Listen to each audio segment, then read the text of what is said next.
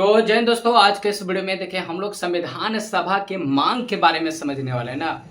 इसके संविधान सभा के मांग के मतलब कि संविधान सभा का मांग सबसे पहले किसने किए थे और किसके माध्यम से किया था ना, और औपचारिक रूप से किसने किया था मांग संविधान सभा के, अनौपचारिक रूप से किसने किया था। तो यही सब पे हम लोग बात करने वाले हैं। देखिए सबसे पहले अगर देखेंगे ना तो 1895 की अगर बात करेंगे तो 1895 में बाल गंगाधर तिलक ने स्वराज विधेयक के माध्यम से संविधान सभा के मांग किए, लेकिन इनका जो मांग था ना अनौपचारिक रूप से मांग किए थे ना। 1895 में बाल गंगाधर तिलक ने संविधान सभा के मांग किए, लेकिन अनौपचारिक रूप से किए थे और किसके माध्यम से, स्वराज विधेयक के माध्यम से किए थे।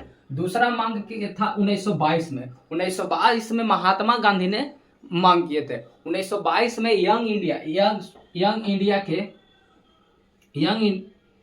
इंडिया के माध्यम से काके महात्मा गांधी ने 1922 में संविधान सभा के मांग किए थे। अब इनका जो मांग था, इनको कहना था कि संविधान पूर्ण अभिव्यक्ति होना चाहिए। महात्मा गांधी का कहना था कि जो भी संविधान सभा बनेगा 1922 में ही बोले थे कि संविधान पूर्ण अभिव्यक्ति होना चाहिए।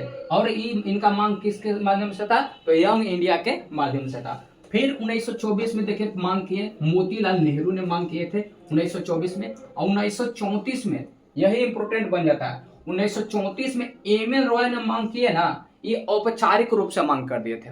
औपचारिक रूप से मांग किए किसने, तो एम.एन. रॉय ने कहा कि उनको बोलना था कि हम जो संविधान सभा की मांग कर रहे हैं लेकिन औपचारिक रूप से कर रहे हैं। और हम देखे एम.एन. रॉय एक साम्यवादी व्यक्ति थे जो कि 1934 में संविधान सभा के मांग किए थे और औपचारिक रूप से। तो ये भी पूछता है, औपचारिक अनौपचारिक दोनों पूछता है ना। अब 1935 में कांग्रेस ने मांग किया था और 1938 में पंडित जवाहरलाल नेहरू ने न्यू हेराल्ड के माध्यम से सार्वभौमिक वयस्क माता अधिकार के आधार पर संविधान सभा के मांग किए थे। तो ये हो गया संविधान सभा के मांग ना। अब देखिए क्या हो गया, जब अभी तो संविधान सभा के मांगे केवल कर रहे थे, लेकिन आगे क्या हुआ कि जब द्वितीय विश्व युद्ध हो रहा था ना, तो ब्रिटेन के पालरा का हो गया, कमजोर होने लगा था। जब कमजोर होने लगा द्वितीय विश्व युद्ध के दौरान, तो उसने कहा कि संविधान सभा का हम आप लोग के लिए संविधान सभा देंगे। तो कहा किया कि पहला नंबर एक संविधान सभा के मांग के लिए मैंने पारित करने के लिए एक प्रलोभन भेजा, जिसको हम लोग पहला प्रस्ताव बोलते हैं अगस्त प्रस्ताव। अगस्त प्रस्ताव भेजा ना, तो इसमें कहा कि कांग्रेस और मुस्लिम लीग दोनों ने कहा मतलब कि इस प्रस्ताव को ठुकरा दिया। 1940 में अगस्त प्रस्ताव आया था। अब 1940 में अगस्त प्रस्ताव आया कब, 1940 में भेजा। अब फिर एक प्रस्ताव फिर देख रहा है ब्रिटेन कि हम द्वितीय विश्व युद्ध में हारने वाले हैं, तो फिर एक प्रस्ताव भेजा जिसको हम लोग क्रिप्स मिशन कहते हैं। क्रिप्स मिशन भेजा। क्रिप्स मिशन 1942 में, 2 साल बाद फिर एक भेजा 1942 में। इसमें कहा कि कांग्रेस ने तो इसको मना ही कर दिया था कि नहीं, तुम लोग झूठा हो ना, तुम लोग खाली केवल बोलते हो, करते नहीं हो। हम लोग के आज तक केवल बात में लुभा के रख रहा है, अपन केवल बिजनेस देखते हो, अपना केवल काम देखते हो। इसीलिए कहा कि कांग्रेस ने कहा कि कांग्रेस ने इसको ठुकरा दिया। अब बारी था मुस्लिम लीग के। मुस्लिम लीग ने कहा ना कि क्रिप्स प्रस्ताव में बोल दिया ना कि हमको अलग संविधान चाहिए, लेकिन अलग संविधान के लिए क्रिप्स मिशन तैयार नहीं हुआ। इसीलिए मुस्लिम लीग भी क्रिप्स मिशन को 1942 में ठुकरा दिया।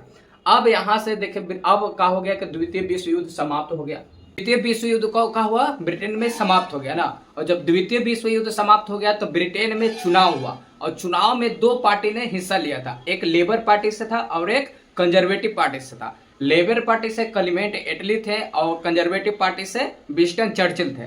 देखिए 2 पार्टी ने इसमें हिस्सा लिया, एक था लेबर पार्टी से था, अब एक था कंजर्वेटिव पार्टी से था ना। अब इसमें जो क्लेमेंट एटली थे,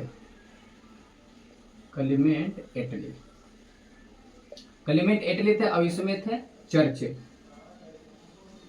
थे। अब जब यहाँ पे चुनाव हुआ तो इसमें पीएम यानी कि इनका विंस्टन चर्चिल का हार हो गया और क्लेमेंट एटली यहाँ के ब्रिटेन के पीएम बन गए थे।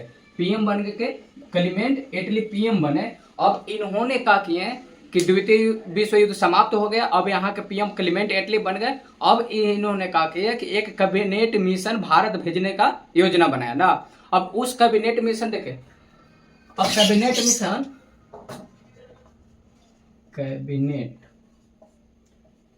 मिशन 24 मार्च 1946 के 24 मार्च 1946 के ना 24 मार्च 1946 के क्लेमेंट इटली ने एक कैबिनेट मिशन भारत भेजे।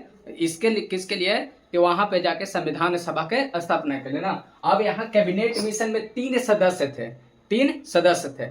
एक थे पैंथिंग लॉरेंस, एक एवी अलेक्जेंडर और एक स्टेफर्ड क्रिप्स थे। तो इसको देखिए 3 सदस्य के याद रखने का तरीका है पास याद रख लीजिए ना। अब देखिए जब कैबिनेट मिशन योजना 24 मार्च 1946 को पास हो गया, तो यानी कि पास हो गया तब तो भारत आएगा, यानी कि PAS, P से हो गया पैंथिंग लॉरेंस हो गया, पैंथिंग लॉरेंस, और A से एवी अलेक्जेंडर,